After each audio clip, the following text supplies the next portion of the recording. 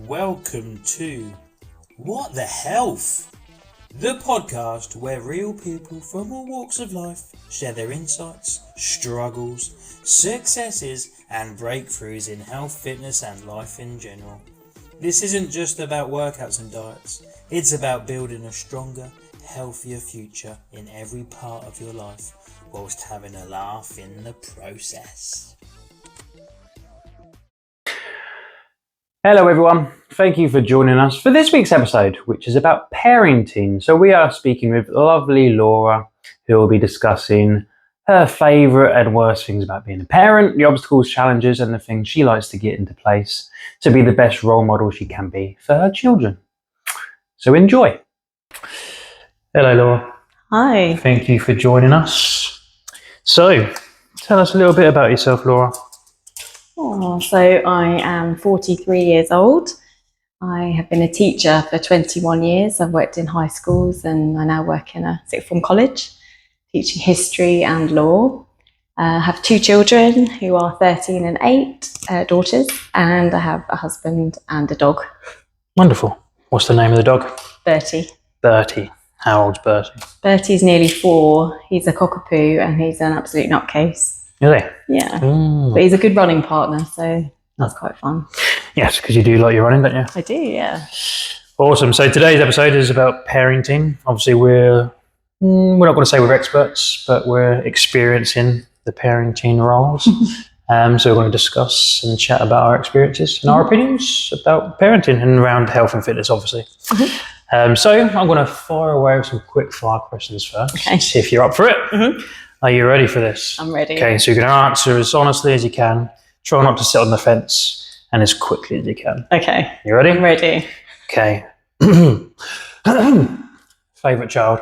Don't have a favourite. Don't have a favourite. They're both completely different, so we couldn't possibly have a favourite. I'm only joking on that one. Least favourite child. That'd be the dog. He's my least favourite. Okay, seriously now, let's go. Proudest parent moment? I think it's anything where you see your children showing confidence to stand up and do things in public. So as a child, I was never very confident, but both of my girls dance, they do musical theatre and sometimes sporting things as well. And seeing them on the stage singing or dancing makes me so proud because I feel like I wish I could have done that at their age. And I'm really happy that they have the confidence to do that. So I'd say anything like that. Very nice. Homework, help or hands-off approach?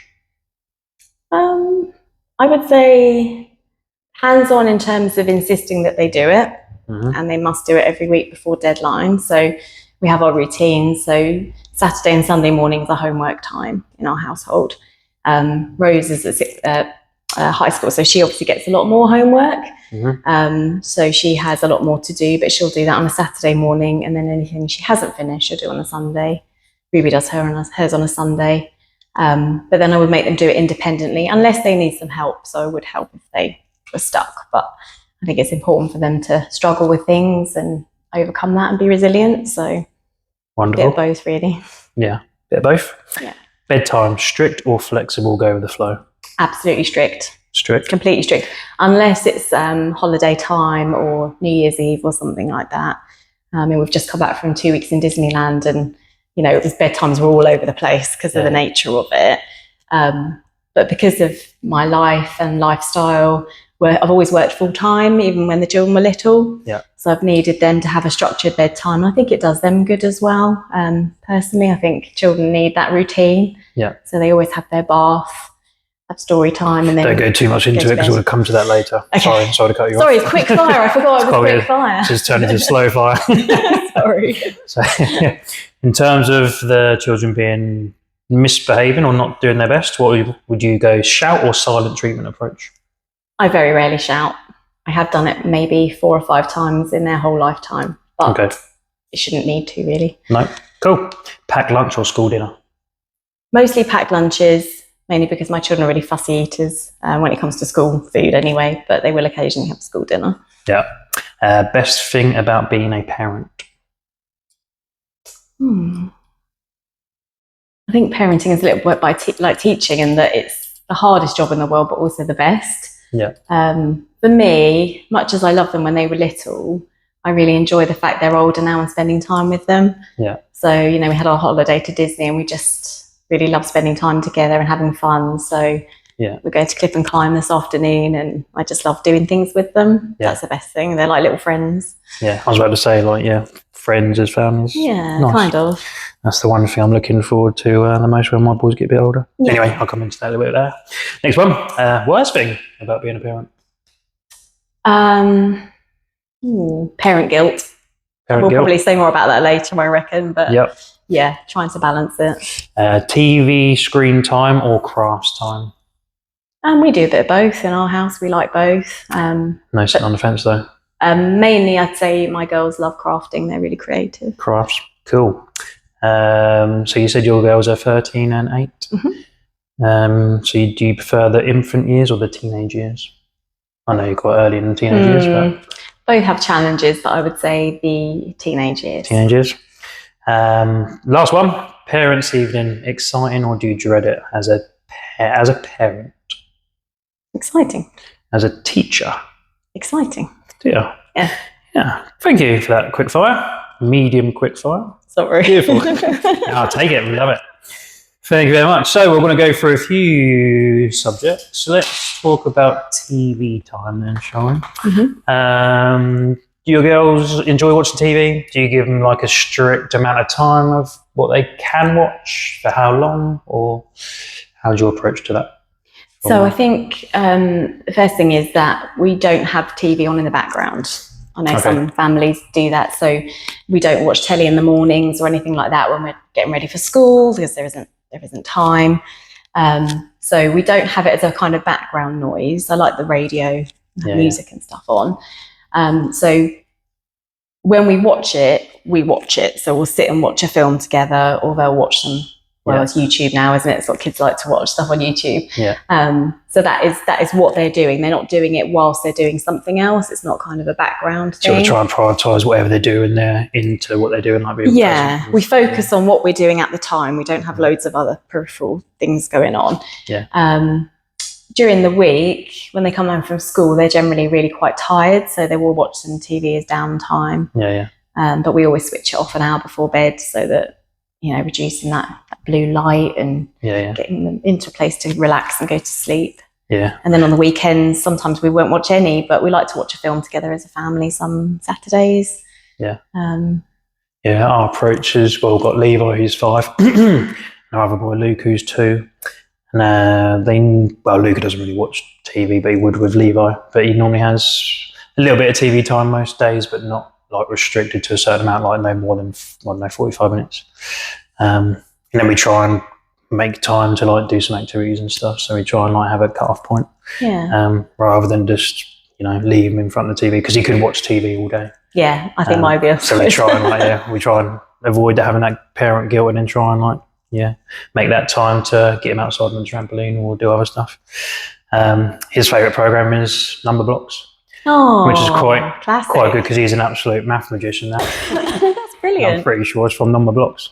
So I'm trying to get him to watch Alpha Blocks to get his letters and words out just as good as his numbers. But he's too much into Number Blocks to want to switch over yet. But do you have a favourite? Well, not you, but do you girls have a favourite TV program that they like watching things like, there's this lady called Mariah Elizabeth on YouTube who does crafting things. Oh. They quite like that. But we're all into Disney at the moment because we've just been to Disneyland, so we're rewatching some of the Disney. Oh, it's the only challenge is really because of the age difference between them. They like slightly different things, so it's about compromising. They'll take it in turns to choose what they want to watch, but we do have filters on the telly to make sure that they're safe when they're watching, because normally when they're watching TV, I'm busy doing other things. It's quite handy to distract them while I'm making packed lunches or all those million things we do. So. Awesome.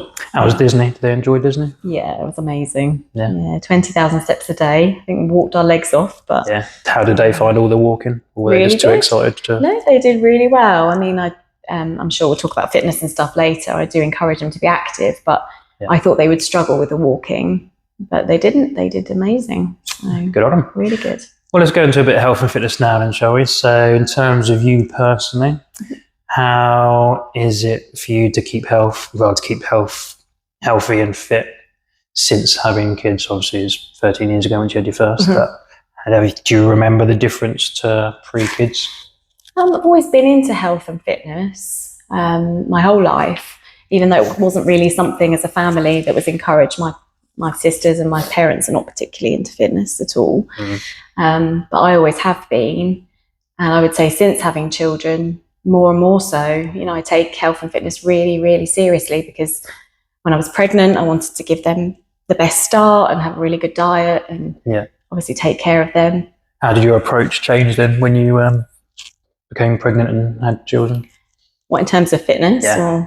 Or, well, I just see it as my number one priority, because I want them to be fit and healthy, and I want to be fit and healthy for them.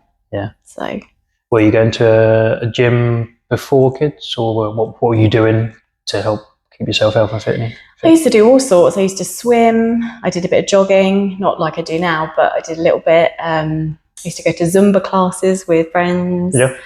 Cycling. I didn't really have anything that I did consistently. I kind of kept active all the time, but it's not till I came here that I then started to go to classes all the time and do it really regularly. But I would say I was exercising 2 or 3 times a week. Just depends what it was. Sometimes I'd do a step class, sometimes I'd go for a jog. It just depended what I felt like, really. When you have kids, you can be flexible, can't you? Absolutely. How do you think your health and fitness has changed now since having kids? Well, I do a lot more strength work than I used to. I didn't realise how important it was. I wish I had in my 20s. And I do a lot more now, because I think it's really good. When you have children, it's hard work, isn't it? It's exhausting. As everybody will know who has children. And that's my time when I'm running or I'm at the gym. Although my daughter now comes to yoga with me, which is lovely. But that's my time, that's my headspace, and that's really important. I think you're a better parent if you have that. 100%. You have to get away from them sometimes, much as you love them. You don't want to be with them all the time. I think Lucy sees that with me as well. She knows I need to go out for my run as soon as she gets home sometimes. So I just need to get out and have my space so I can just debrief myself from the full-on day that I've had as a dad. 100%. So, so talking about your children a bit more, obviously you know the importance of being healthy and fit, being very healthy and very fit. You want that for your daughters, no doubt. So how do you help them become educated in the health and fitness area? It's tricky because I don't want to force it on them. Obviously, I think I present a very good role model for them. In fact, it's a bit of a joke at home. Like, Mummy's favourite thing is going for a run or going to the gym.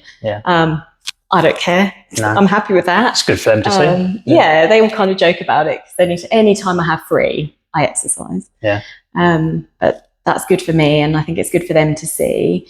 Neither of them, I would say, are naturally sporty. They dance, they swim. We walk the dog.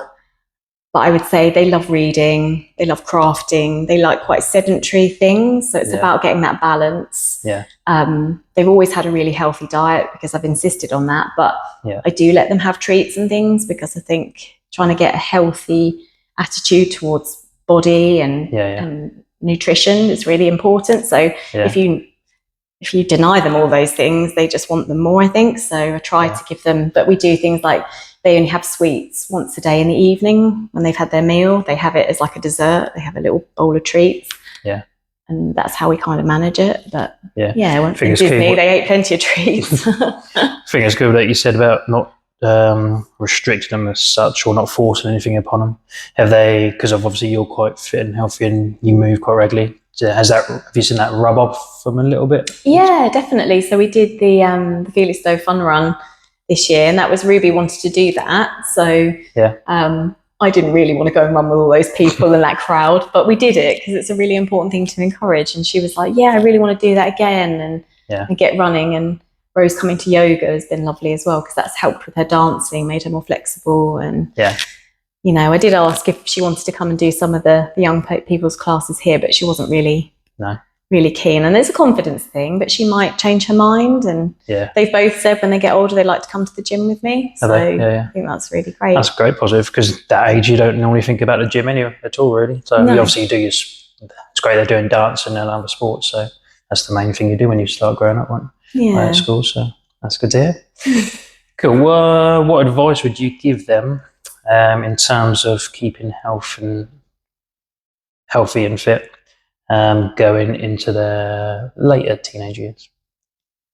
I would say balance is really the most important thing, because definitely Rosie's 13, is becoming more body aware and body conscious. Mm-hmm. And that's, to do with her friendship group, and obviously social media plays a big part as well. But even Ruby is aware of, it's very difficult to get that balance, to make them health conscious, but not to go too far about worrying about chores. Yeah, exactly. Yeah. So I would say about balance, and certainly for myself, I now look at my health and well-being as more a whole. So not to do so much about the way I look, but the way I feel. Yeah. So I think that's better, and about nourishing my body and, appreciating what it can do, rather than what the numbers on the scale say, or maybe what it looks like. Yeah. So that's what I would encourage in them. Yeah, that's great, especially if they're dancing. So obviously, if you want to encourage them to improve their dancing, then that's all hand in hand. Sure. Awesome. In terms of your girls at 8 and 13, have they come with a mobile phone yet? So Rose has one. When they go to high school, they kind of need it. How do you as a parent approach that, with the access time and what they can access? I think that's really important. And being a teacher, I had first-hand experience of a lot of the negative sides of mobile phone use. Yeah. So I was really determined from the beginning that as soon as they have them, and they must have them because they have their bus tickets on there, they communicate there, they even do homework on there, it's something they can't do without in the modern world. And even Levi, he's 5 and he's obviously just started school this year, and they've given him some login on to use a phone so he can do some homework on there, which is, it's all apps. Never had that. And I don't necessarily agree with it, but I can't change it. No. So we've always been really firm on rules, and I think you've got to be. So Rose had her phone in the last year of primary school, sorry. So she was ready to go to high school with it. Yeah. To begin with, she only had the ability to call and text. She didn't have access to any apps or internet or anything. Mm-hmm. And then she does have WhatsApp. She has Instagram, but she has the teen Instagram account, which has all the filters on it. Okay. All the filters are set up on there. And then about 8 p.m. at night, when she goes up for her bath, it's switched off and it's downstairs. It doesn't go in her bedroom. That's good. Yeah. And that will be the rule forever. But I would say it's the one thing that causes conflict, wanting to be on her phone a lot. Yeah. So I have to, it's about getting a balance, because you don't want them to feel like they're being left out of their peer group because they're not engaging with conversations or, making plans with their friends. Mm. But, she'll turn her phone on in the morning and she'll have messages that were sent at 11, 12 o'clock at night from friends who obviously don't have the same boundaries. Yeah. Different guidelines, And the online world is not a very safe one, sadly. So, I check her phone regularly. She knows I do. We have a very open policy at home. Like, she'll use my phone. I'll just pass it to her and say, "Oh, can you just put some bread on the shopping list or something?" Yeah. So we use each other's phones. We're quite open about it. Yeah. When she build the trust. When she first got that phone, did you have a certain approach, like put the boundaries in place beforehand, have a conversation to say, this is how it's going to be? You can't have the phone after some certain amount of time or wherever it may be. Yeah, absolutely. How did she take the chat, the pre-phone chat? She was fine with it, and I always make a point as a parent of saying that you might not agree with the decisions that we make as your parents, but there are reasons for them. Yeah.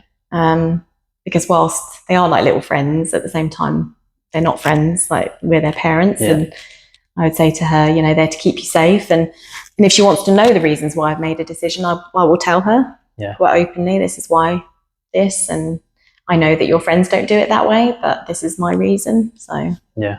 What's the main guidelines? I think you touched on it again. So is there a certain time she can't have it? So she has to leave it downstairs after dinner time or something like that? Yeah, so as soon as we get to sort of 7:30 and she's going upstairs, then it stays down. Yeah. And she doesn't access it again till the morning. Yeah. When can she access it? From the morning? So she normally goes on it when she gets up. She'll go downstairs, catch up with any messages and that for the day, and then she'll leave it and she'll go and get ready for school. I mean, it's very difficult to police because when they're at school, they have their phones and they can have access to them, and you have to have that trust with your child. And you know, you can only do so much. And she needs it for her bus tickets and that to get to and from. Then she'll be on her phone when she gets home from school for a bit, but then in the evening, I'll say, right, that's enough now. You know, so I'd say she probably has a couple of hours a day, maybe a little bit more in the holidays, but yeah, she's good at turning it off when I ask her to, because we've always had those boundaries. So. Yeah, I've got that to look forward to when the boys get a bit older. So yeah, I've got the same kind of mindset as yourself as well. Obviously, there's no getting away from it. They'll need it for certain things. But yeah, in my mind, I'll be putting something in place that you've got in place as well. And she always leaves it at home. If we go out for the day, she leaves it at home. Yeah.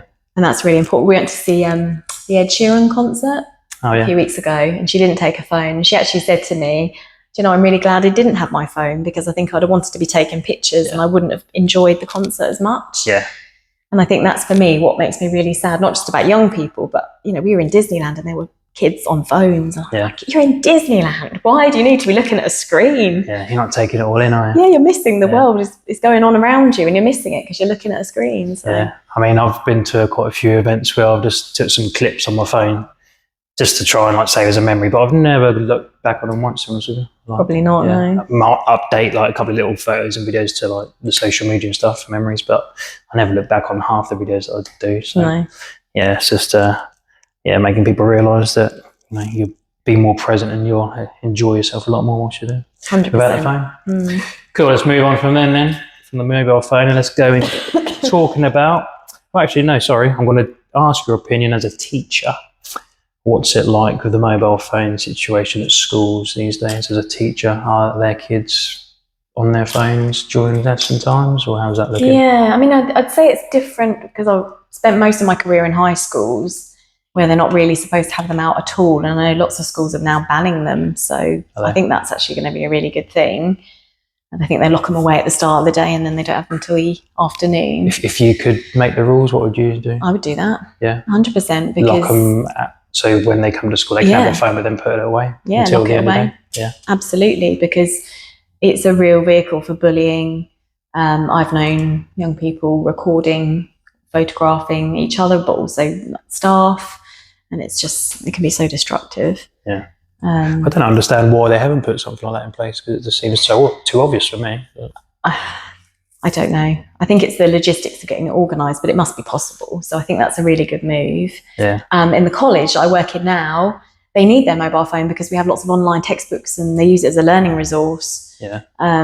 If I had my way, but I am a bit old-fashioned, I would say no phones at all. Yeah, but they can be useful. If they have to use it, then I'd think about just having something in the middle of the table where you just put your phone in there, and if you need to use it for textbook or whatever, just take it out and then make sure you put it back in. Yeah. It's just one little thought just popped in my head, but yeah, it's just different world to when I was at school. Well, it is, and this is the thing, like you can't get away from it.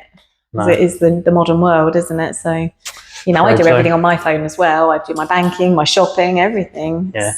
Now AI is coming into play a lot more. So, yes, the world is transferring to the digital world even more so.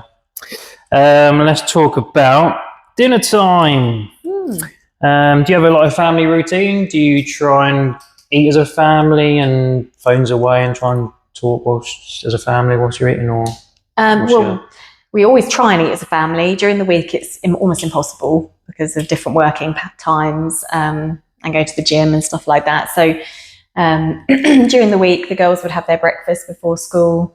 I don't tend to eat until I get into work. Chris does the same. Yeah. Then obviously we're out during the day, and then in the evening they'll have a light tea and we're exercising or doing whatever. So we don't tend to eat together much during the week. Okay, yeah. But we prioritise it on the weekends. We always have a meal together. Yeah. Or probably not breakfast, because again, Saturday morning I'll typically go for a long run. So they'll have their breakfast while I'm out. But we always have at least one meal a day together. Yeah. And absolutely no phones. Never in a million years would we have a phone or a telly or anything. We're fairly similar. In our house, we try and eat together. I'm the worst because I'll try and go for a run, and the best time sometimes is when Lucy gets back from work, and then I'll go for my run. Sure. And then at weekends, I say we, it's more Lucy pushing it than me. Try and sit down as a family to eat. And again, quite bad sometimes because I've got my phone and still working sometimes, so she'll tell me off and naughty. put it down. I did purchase like a phone holder for the wall though, so I bought that so I could just put my phone in a holder against the wall, which I haven't used that much recently, but I should do. Just so I'm a bit more present and I haven't got my phone on so the kids don't see it. But I mean, we think it's quite important just to sit down as a family, whether it's not every meal because it's not always achievable, but just have that time as a family. Yeah, little conversations and just so people, so the children can see it. That you're one big team. Do you feel like you're working well as a team? Like you, obviously the kids as well, and Chris being your husband. I think people so. We have a very kind of quiet and calm family life. So obviously every family has ups and downs, don't they? But what's your biggest challenge? Would you say? Interesting. I was listening to the pod with Damo and Tracy, and I would say I probably agree with them. Is like finding time for your relationship with your other half. Yeah. Because with work, with the children, because they've got so many hobbies as well. Every evening there's something going on. So that's why I tend to do my exercising early in the morning, because I do it before everyone else is up, because it's the only time it will fit, and it's my priority. So I'm an early bird anyway, so it works. Yeah. But yes, I mean, some days I'll be up at 5:30, we'll all be at work, and then Chris might do something in the evening. So it's maybe not till 9 o'clock at night that we actually have time together. Okay. Yeah. And by that point, I'm thinking it's nearly bedtime. Yeah. So that's, I'd say, the biggest challenge. Do you have any things in place with Chris that like working as a team as a parent? For example, if you took the reins for a couple of hours and then he'll do his own thing and vice versa, like certain days, or he's really good at sharing the load. I think I wouldn't say it's quite 50-50 because he has to do slightly longer hours in his job, and sometimes he has to go to London and things like that, or even India for a week or two. Yeah. And obviously because I'm a teacher, I have more holidays and that with the children. So I would say it's probably 60-40 on me. But no, he's very good, and he would never ever stop me from doing anything. If I ever want to go do a run or a gym competition or something, he will always have the children, and we take it in turns to put them to bed, get them up in the morning. Yeah. That's very good then. I mean, we're both pretty lucky in that retrospect to have like working as a pair with our partners to share the load and support each other doing what we want to do. Whereas obviously being a single parent, we're not experiencing that, but it must be so difficult for single parents to manage everything themselves. I can't imagine. So that must be a very big challenge. In terms of bedtime then, talk about dinner. Do you ever, you were going to talk about it earlier in the quick fire rounds, but now you can talk about it now. What is your routine then for bedtimes? And so the children will go upstairs sort of 7, sometime after 7 o'clock. I'm not rigid, like on the dot. Yeah. But between 7 and 7:20, they go upstairs and have a shower or a bath. Are they still okay with that in terms of like they know the... Yeah, because we've always done it. They've always had a routine ever since they were tiny. Yeah. Are they trying to push it back later, for example, or any? No, I mean, Rose is naturally an early riser anyway, so she's normally ready to go to bed reasonably early. Yeah. Ruby is more of a night owl. But she's like Chris. Yeah. She doesn't fight the routine though. It just takes her a bit longer to go to sleep. But so they go up, they have their bath or a shower, then they read. We read with them. We take it in turns. One will do Ruby, one will do Rose. Yeah. And then obviously Rose is 13 now, so she doesn't want stories read to her, but sometimes we do a crossword puzzle together, I think it's really important to have that time, because often children will decompress and they've got worries and things about their day. That's when it often comes out. So I like bedtime to be quite a long period to give them that time to offload if they need to. Yeah. And then lights out sometime after 8. And then they're up bright and breezy in the morning. So if you didn't have a routine and asked the girls just to sort themselves out for that evening, what do you think would happen? I have no idea. Do you know what? I think they'd be absolutely fine, but I'm a routines person through and through, so it would never happen. Awesome. You go to bed quite early as well, don't you? Am I right? I try. You're an early riser, so I just assume I try to. I mean, if I didn't have my husband, I think I'd probably be in bed about 9:30. Yeah. But because that's the only time we have together, I try to be sort of lights out and sleep by 10:30. Yeah. It's not always possible, but No. Yeah, you need to try and find time together. Absolutely. School. How are the girls finding school, and how are you finding managing them at school as a parent? That's an interesting question. So, Thank you. so Ruby's at primary school still. She'll be going into year 4 next year. Yeah. She's had a bit of a turbulent time the last couple of years because they've had a mixture of teachers and children coming and going in the class, and it's been a little bit disruptive.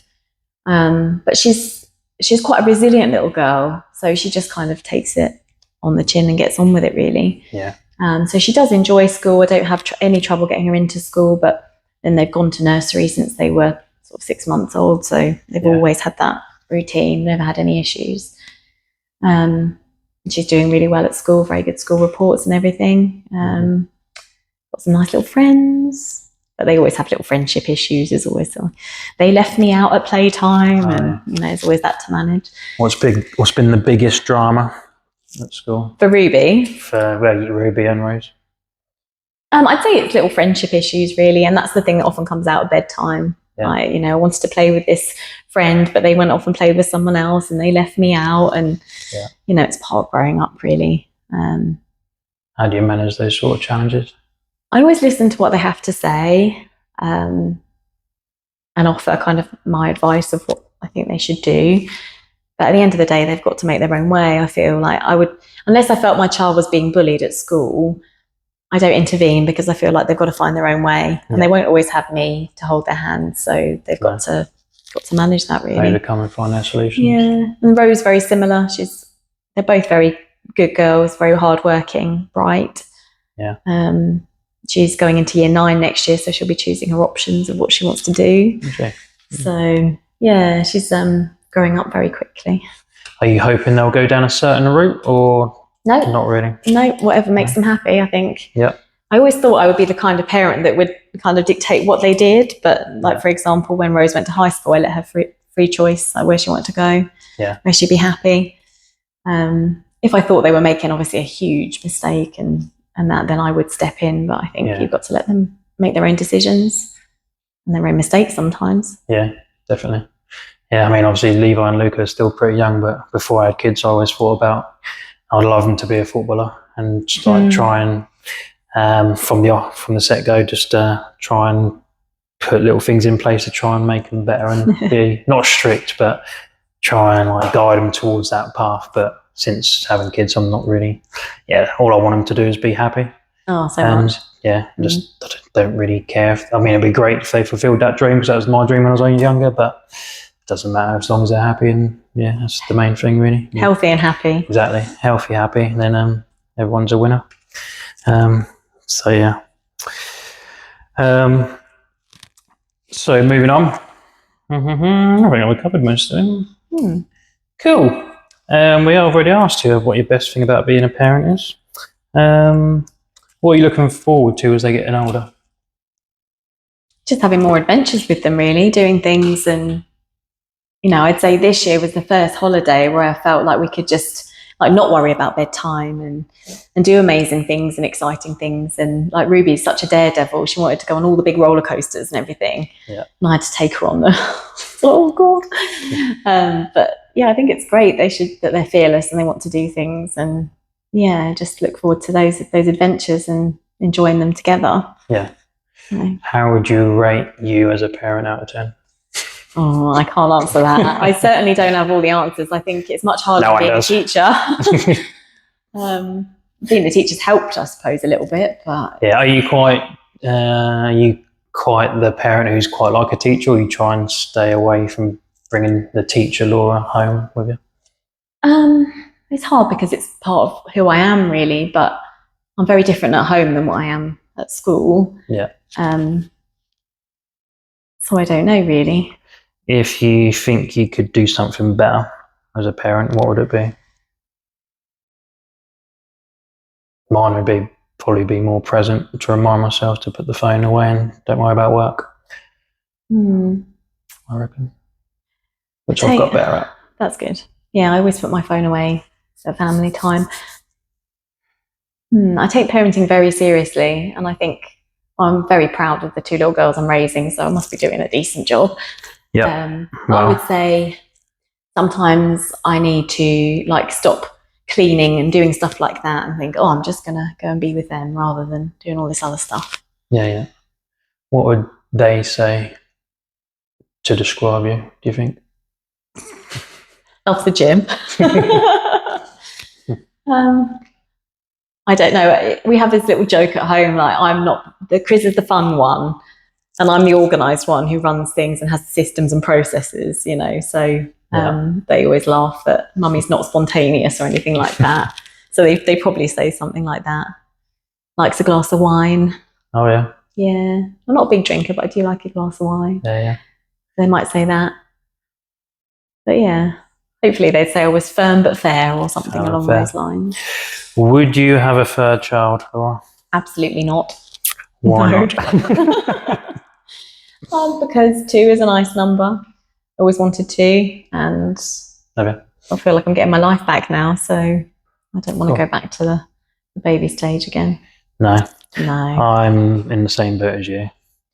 I like the thought of having a third. Lucy would want 3, or she did want 3, until number 2 came along and he hasn't slept very well. So, yeah, we're very adamant in trying to get our lives back. And I don't feel like I've been a great husband because of the lack of sleep and the stress, and for number 2 in the work. So I feel like I need to try and get better at being a better dad and husband before a third one came along. But I think we're happy with just 2. And also, Same as you. I was one of 3, and it's a pain because you have to someone has to sit in the middle in the car, unless you get a big car. And most things you buy from the supermarket come in a pack of 4. Never thought about that. There we go. So the practical side of me, but no. I did buy some apple juice, and it did come in a pack of 3 actually the other day. Oh well, apple juice is fine. But when I had 2 sisters, and I always got left out because I was in a 3. You see, so they played together. I was the odd one out. So let's move on to my favourite TV programme. Did you remember? Ah, yes. Yes. Yes, I have. So we're going to have 3 statements from you. 2 are going to be true, is that right? And one's going to be a lie? Yeah, because I'm a rubbish liar, so I can only manage 1. Cool. Hopefully I can find this lie then quite easily. Yeah, because I'll probably look really dodgy. I've done terrible the last few episodes, so see if I can get one right finally. So, over to you. I'll see if I can remember these as you reel them off. So, statement number 1. My favourite decade of age so far is my 40s. Okay, remind us how old you are again. 43. So there's 3 years in then. Mm-hmm. Okay. Favourite decade is 40s. Next one. I swore to myself after doing 1 I would never do another half marathon. I mean, I find that hard to believe because you don't swear. So I promised myself I would never do it again. Yeah, you swore to yourself you wouldn't do a half marathon again after you'd done your most recent one. The first one, The first one. Okay, when was that? That was last May. I did my first ever. And I said I'd never do it again. Okay. Did you do one before? You can't ask questions. That's cheating. Well, I'll do that in a minute. It's not cheating. Okay, I'll come back to you on it. Third one then. Tell me the third one and then I'll start asking questions. Okay, the third one, I have 2 more half marathons booked in the next few months. Oh, nice. Connected, is it? Oh, so you've got 2 half marathons booked in. You swore to yourself you wouldn't do another half marathon. And first one was you enjoy your 40s more so than your 30s, 20s, 10s, 0s. I would probably say your first statement is true. I'd probably say your second statement is true. I'd probably believe that third one as well, to be fair. So, what's the least believable? You say, normally I'd ask questions, but if you don't want me to, I won't. You can ask some questions then. If you don't know, I'll help you out. I'm feeling generous. When's your half marathon booked in? So I've got the Ipswich half in September. Have you now? And then the Southwold half in March. Did you do the Southwold half before? I did it this year. Was that half, was it? I knew that. Thought it might have been a 10k, but it's half. No.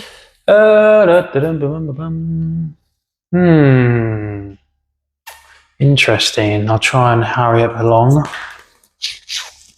2's quite a lot to commit to, though, isn't it? 2 half marathons. That's a bit keen. And I know you're quite well with your motivation, but you seem pretty happy in the last few years, so I'm not sure how happy you could be in the 30s and 20s. I'm going to say the first one's true. 40s, you are having the best time of your life. Absolutely. I'm going to say your second one's true. I reckon I could see you swearing to yourself you don't want to do it again. But in a way, you're quite determined, and you wouldn't rule it out though. you wouldn't 100% rule it out. No, that's a lie. But 2, middle one's lie. I'm going to go for it. I probably got it wrong again, haven't I? You're wrong. Sorry. Oh. So I do love being in my 40s the most, purely because, well, I feel the fittest and best I've ever felt, and I also don't give a damn what anyone else thinks anymore, which is really nice. That's it feels like a superpower. Yeah, it really does. I think I've got that superpower the last few months. I've been trying to focus a bit more on me, and I care about people still, and obviously my family, but I care less about the stuff that doesn't really matter. And it feels like a superpower, and it feels great. And I feel like I love myself now as well, more than ever. Yeah, which is really, really empowering. I felt a bit more like that in the last few months as well. Go us! Go us! Yes. Yeah. High five to that. Don't really care if people don't think the same, but you got to love yourself. First call. 100%. Like that. Yeah. So that's true. I did swear to myself that I would only do 1 half marathon and never again. Yeah, I did think that was true. Yeah, that is true. But see, my husband said, I knew you would do more. I knew you would. I knew it was nonsense. I mean, that's why I went for because I sort of knew you would go on to do more, but it was just such a big thing at the time to do, because I'd never run that far, and it felt like a huge challenge, which it was. And then I did it, and I was like, well, it wasn't actually as hard as I thought it was going to be. Yeah. So yeah, and so the third one was a lie. I've actually got 3 booked in. 3? So, yeah, of course. So the Ipswich Half, and then Southwold, and then I'm doing the London Landmarks in April as well. Of course you are. I knew that. Oh. Wow. So that was a lie, but only a little lie. I'm bad at this game. I'm good at it when I'm watching TV, but when I'm with someone, I'm found out I'm quite bad at it. Oh, let's finish the episode with any words of wisdom for parents out there. I mean, for me, being a parent, the main things for me is just I love just watching my boys. It sounds weird, but just sitting there watching them run and play by themselves. Just want them to see them be healthy and happy. It's the main things. Everything else doesn't really matter too much. Obviously, you've got to have you got to have rules in place, but not too strict that's going to put them off anything. But I've always wanted to be like the best friend to my son or daughters. Obviously got sons, not daughters. And that's why I want to try and build that relationship going forwards. Like, I want to be their best friend growing up. That's my motivation to build a great relationship. And if that means about making sure I put the phone away and doing other things, those little things to help build it up. That's what I want to try and do, to have that good relationship. Any words of wisdom from you to your opinions of being a parent? I would say there's 2 things, like bits of advice that I've heard over the years I think are so true. One is that the days are long, but the years are short. And I just can't believe I've got a 13-year-old daughter. It's gone so quickly, and she's like a little adult now. Yeah. Which is wonderful, but also terrifying. Yeah. And the second thing is, whatever they do, whether it's good or bad, it is only a phase. And that is just so true. With my own children, I found that, that there's been tough times, but they always come through. So being that consistent parent and, with those boundaries and that love and care, I think really it does pay off in the end. Yeah. So sometimes it might seem like the easy way out, but actually in the long term, you've just got to stick to your boundaries and it will be fine. Stick by your principles and values. Yeah. Yeah, obviously finishing on the health and fitness aspect of things, I think you may agree with me, but my most important thing for the boys to be healthy, fit growing up is for me to be their role model. So like not trying to push things upon them. Just try and be the best role model so they can see it growing up, because we may not realise it, but what our parents done, and we tend to grab their habits without realising growing up. So it's the same with health and fitness, in my opinion. Would you agree? Or I do agree, though I kind of went the opposite way of my parents, because they weren't into health and fitness at all. Yeah. And they kind of grew up in a generation that smoked and all of that. So none of them have had very good health. So maybe that's what pushed me in the other direction. But yeah, definitely setting that good example and being that parent and strong and healthy for them. Like in Disneyland, it's quite helpful being able to carry an 8-year-old around. And I wouldn't have been able to do that if I hadn't. Well, if it wasn't for you in the gym. So. Well, you've done it all yourself. So yeah, we just been away for Germany ourselves. So I was carrying around Levi up at mountains, so we can still enjoy our time, so adventures. So got to be fit and healthy to do these things. So they had a great time. They weren't having such a great time because they're moaning about, well, Levi was getting a bit tired, so then that's where I come in to pick him up, and then he's happy again, and I'm happy because he's not moaning or having a meltdown. So you get a workout in at the same time. That's what I use it for. I sort of wanted him to be tired so I could have a little bit of a strength training session. So cool. Was there anything else you'd like to say or add at all? No, just thank you, really. I know some other people have said it on the pod, but it's 100% true that you and your team have definitely played a huge part in you being so happy and so healthy. So I'm very grateful to you. Cool. Well, grateful for you. Lovely job. We have done. Pleasure. Thank you very much for joining me. Oh, what we do? What we do? Yeah, no, high five. We do a handshake. Oh. So yeah, thanks for listening, and we shall not see you, but speak to you next episode. Thanks for listening, and I hope you enjoyed listening to Laura just as much as I did speaking with her.